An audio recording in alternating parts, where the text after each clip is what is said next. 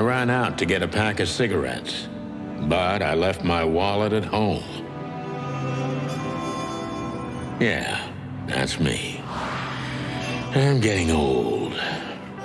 My name is Sonny Featherland, an investigator for 20 years, and once the star of the predatory division of the Clawville Police Department, one half of the legendary Chicken Police. But buying a pack of smokes is more than I can handle right now. Maybe I should just lay low. Yeah, I'll do that. The most colorful place in the wilderness. For all the gods, what bullshit. The last clucking color left this city years ago. And slowly I'll turn gray, too.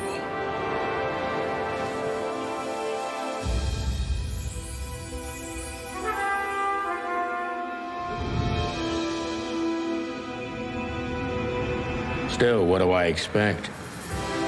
We're living in a vast experiment, and don't even notice that everything got clucked up a long time ago. We believe in this wonderland of peaceful coexistence. Wolves and sheep, chickens and hounds. Yeah, sure, why not? It's just ridiculous. The dog eats the chicken. It's in our nature. I'm not propping up the illusion anymore. 121 days, and it's over. Retirement.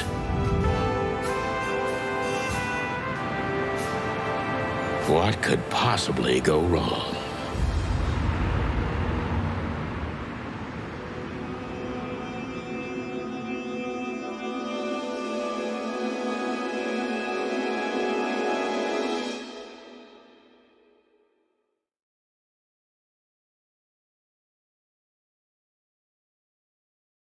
Bigot. She stood in the darkness. The light painted stripes on her body.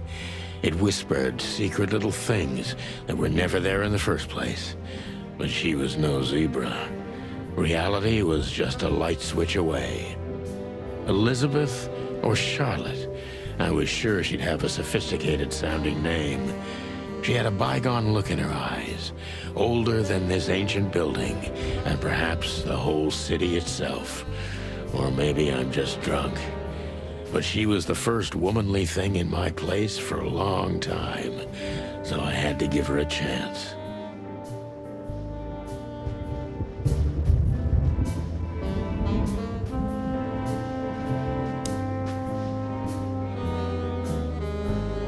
Who is this dame, anyway? And what the cluck is she doing in my apartment on New Year's Eve?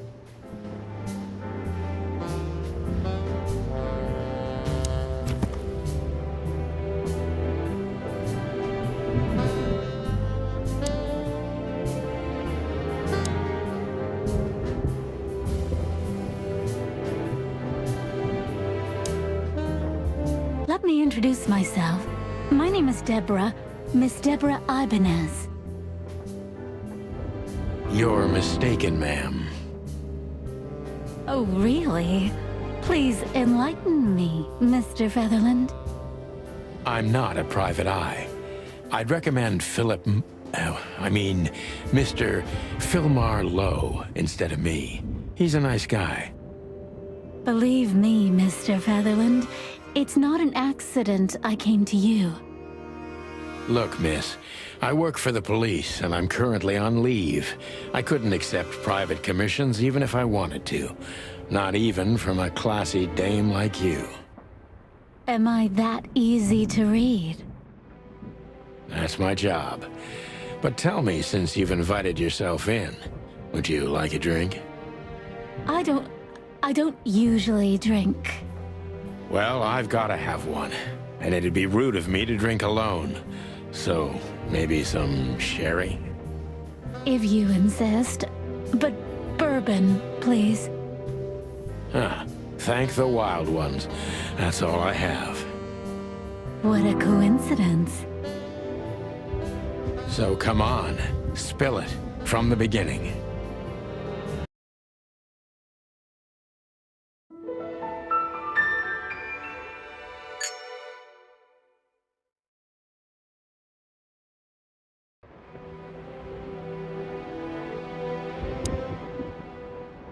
That's better.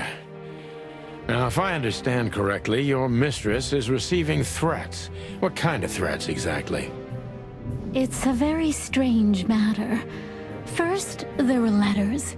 Then it came printed on a wine bottle's label, sent as a gift. Then carved into a brick, thrown through the window. And finally, they painted it on the wall of the house in giant red letters. I think it's time to dig a little deeper.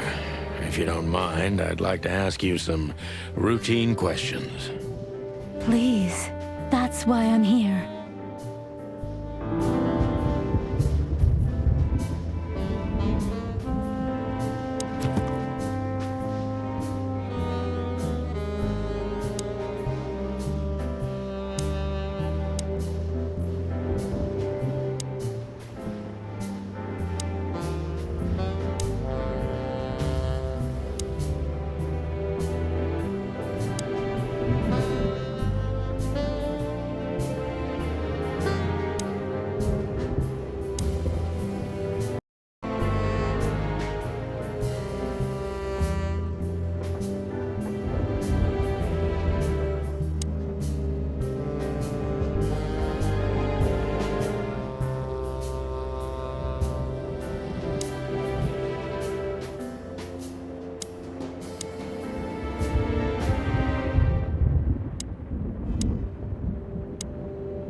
I must be cautious and smart. This dame seems shy, which I can use to my advantage.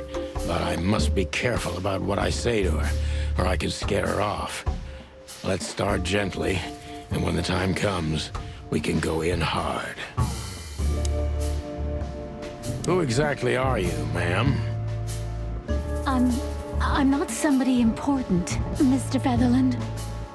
You're important enough to deal with such a delicate matter, right? I carry out the wishes of my employer, nothing more. This means simple paperwork, most of the time. You've been thrown into deep water, sweetheart. Tell me, can you even swim? Believe me, this is just as unpleasant for me as it is for you, if not even more.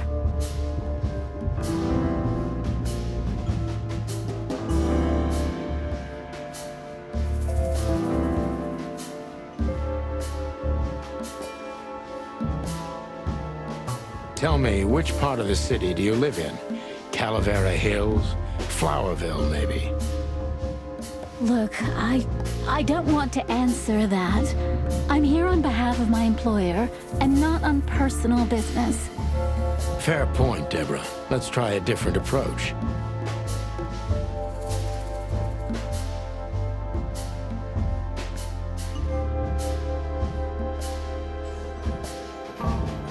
Stop playing the frightened prey, Sunshine, and start singing. But please, I don't like this cocky behavior. Excuse the expression. Look, maybe it's best if we act like we never met, and you gallop out of here on your pretty long legs before I get rude. I can be rude, believe it or not. I'm very disappointed in you, Mr. Featherland. Happens to most people, you know.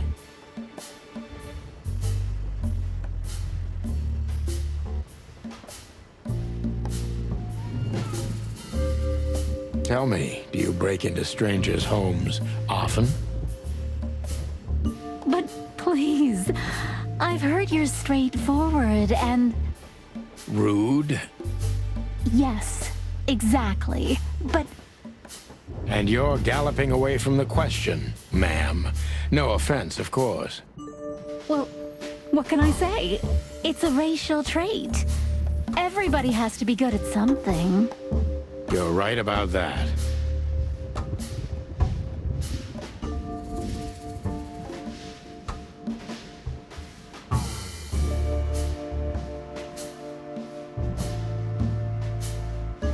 Why did you come to visit me? Why not your employer herself? My employer is Miss Natasha Katsenko. She hasn't been leaving her home lately, only if she really has to. How so? Miss Natasha is afraid. She's scared because of those unwanted messages, and everyone knows who she is. So she's that kind of woman. I don't know what you mean. Of course you do, Deborah. Thank you, by the way. We're finally getting somewhere. We avoided the point long enough. Deborah's hiding something, no question. Let's focus on that.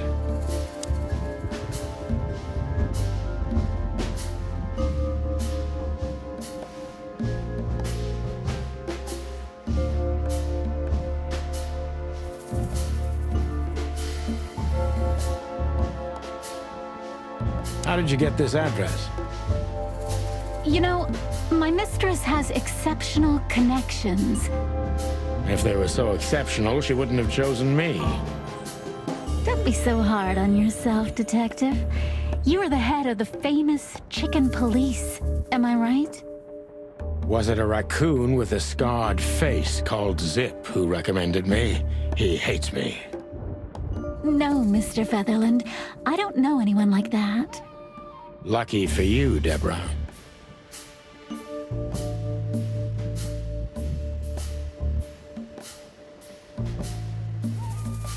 What exactly did you expect by coming here to meet me? I expected your help, just like my mistress said. Oh, that's very nice. But have you seen this neighborhood? Have you seen this wreck called a hotel? Who were you hoping to find in a place like this? Someone reliable. Well, I am reliable. And discreet. That's right. And thorough. No question about that. And has a heart of gold. Okay, let's stop it right there.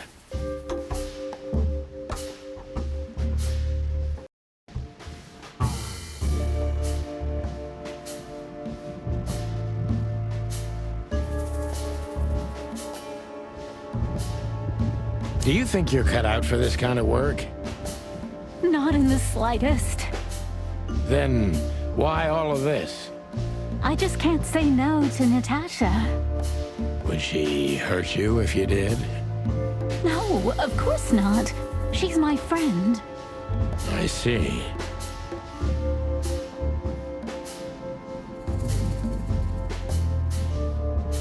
Don't you think this whole thing is a little suspicious?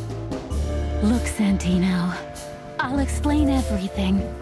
I have no doubt about that. You look just the type, sweetheart. No offense. I'll take that as a compliment. Or maybe I'll act like I haven't heard it. You see, we're starting to understand each other.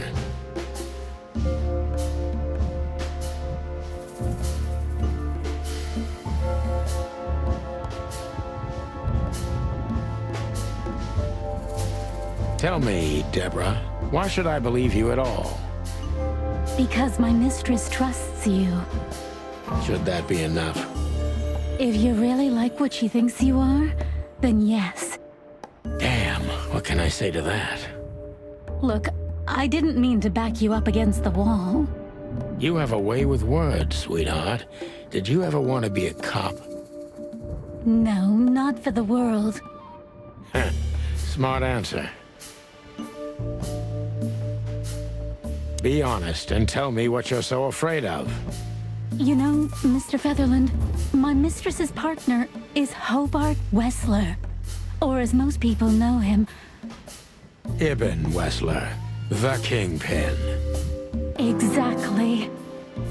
Feathery gods help me.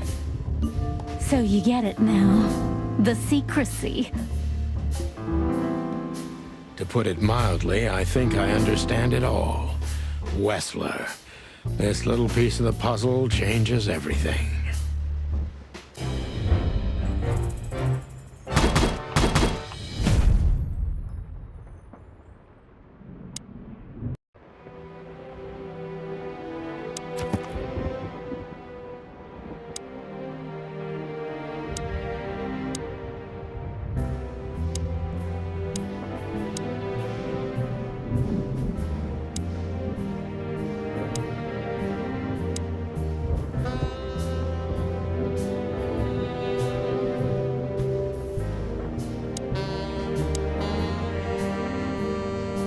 Why don't you take it to the police? Just go there and file a report. Photos, flashing lights, fingerprints, you know the drill. The evidence is very clear.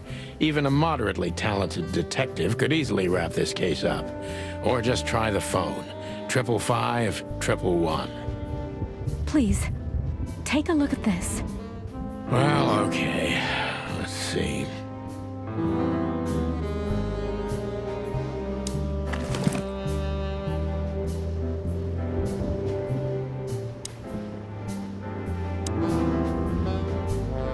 I know Molly very well. Please note this when deciding whether or not to accept my assignment. Miss Ibanez is a trusted friend.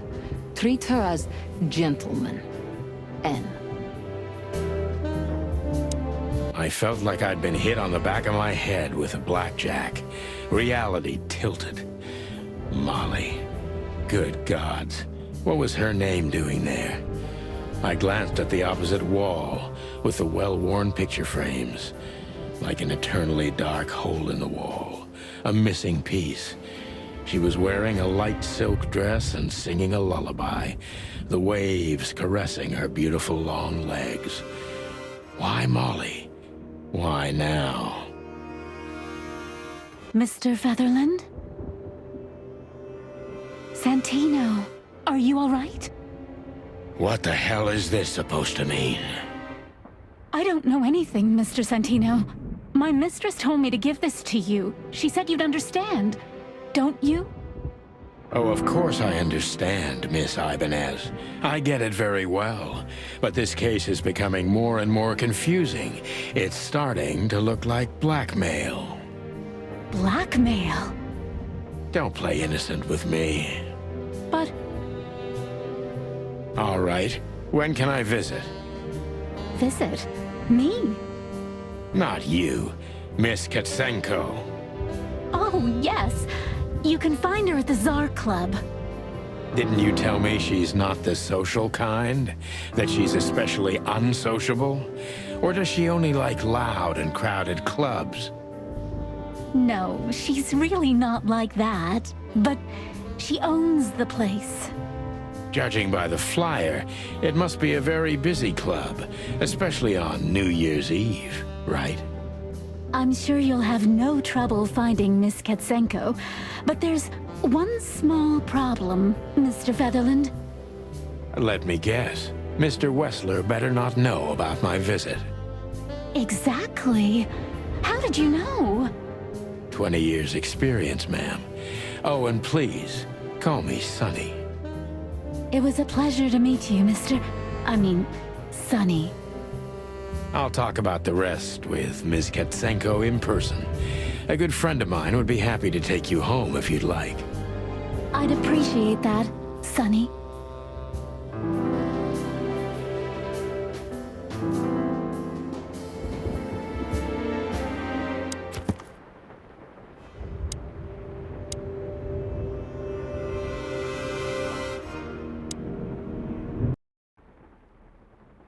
Don't mention it, Deborah. I had no other plans for today, except drink. But tell me, do you have a light? I'm sorry, I don't smoke.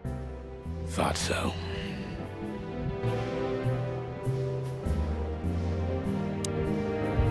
Just a phone call, and a good friend of mine can take you home. Thank you, Sonny.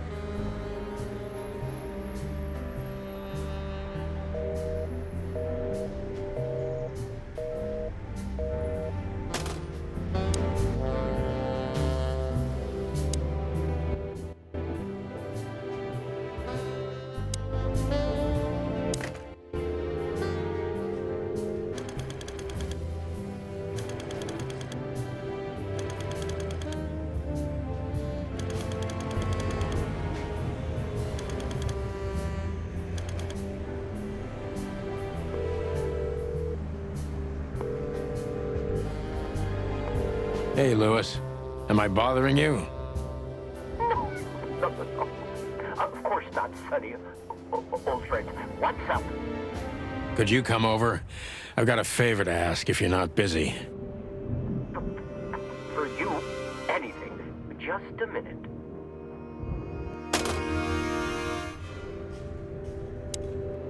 Lewis arrived a few minutes later. He lived in the rooms above, so it wasn't difficult getting here. Not to mention that he's a rabbit. It was a quick hop. The Atlas Hotel was his inheritance. It was once a well-renowned place, but not anymore. The last economic crisis ruined it. And now, besides me, he was the only resident of this enormous place.